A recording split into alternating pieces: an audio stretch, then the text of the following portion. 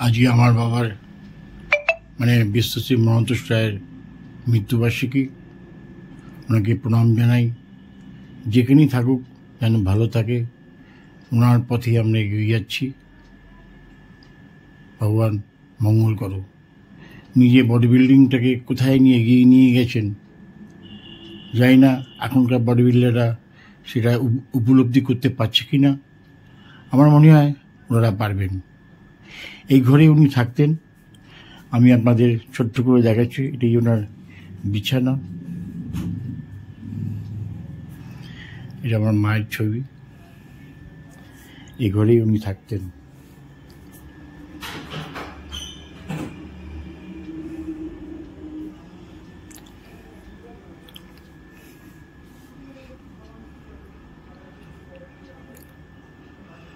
মানুষের মন কি আশ্চর্য না? পিচটি এই কয়েক বছর হলো এখনই মহান্তোষ রায়কে ভুলে গেছে। আর এই এক সময় এই মহান্তোষ রায় বডি বিল্ডিংয়ের জন্য দৌড়ঝাঁপ করেছে, সবাই মহান্তোষদা করে বেড়াতো। এখন দেখো কোনো সাড়া শব্দ নেই, কোনো মিডিয়াতে কোনো কিছুতে একবারও বলছে না যে আজকে মহান্তোষ রায়ের বিশ্বশ্রী মহান্তোষ রায় এশিয়া এবং ভারতের প্রথম বডি বিল্ডিং জগতে একটা আলোড়ন সৃষ্টি করেছিল। যেমন নাকি কপিল দেব আমাদের ওয়ার্ল্ড কাপ জিতেছিল প্রথম, ট্রেনে কত লাফালাফি হলো, কিন্তু এই মহান্তোষ রায় বিশ্বের দরবার থেকে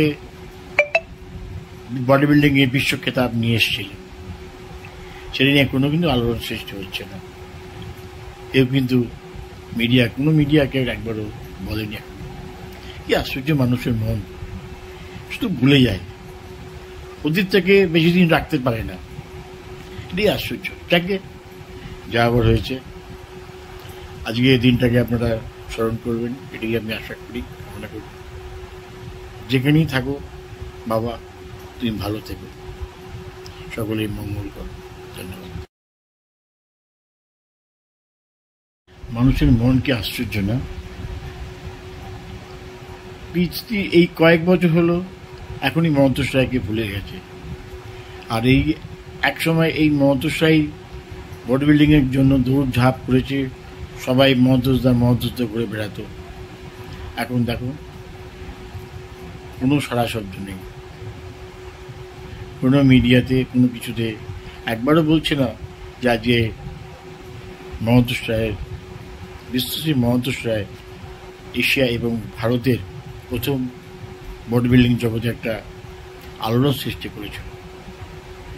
যেমন নাকি কপিল দেব আমাদের ওয়ার্ল্ড কাপ জিতেছিল প্রথম, ট্রেনে কত লাফালাফি হলো, কিন্তু এই মহান্তোষ রায় বিশ্বের দরবার থেকে বডি বিল্ডিংয়ে বিশ্ব খেতাব নিয়ে এসেছিল। সেটা নিয়ে কোনো কিন্তু আলোড়ন সৃষ্টি হচ্ছে না। কেউ কিন্তু কোনো মিডিয়াকে একবারও বলেনি। কি আশ্চর্য মানুষের মন, শুধু ভুলে যায়, অতীতটাকে বেশি দিন রাখতে পারে না। এটাই আশ্চর্য। যাকে যা আবার হয়েছে, আজকে এই দিনটাকে আপনারা স্মরণ করবেন, এটাই আমি আশা করি, কামনা করি। যেখানেই থাকো বাবা, তুমি ভালো থেকো, সকলেই মঙ্গল করো। ধন্যবাদ।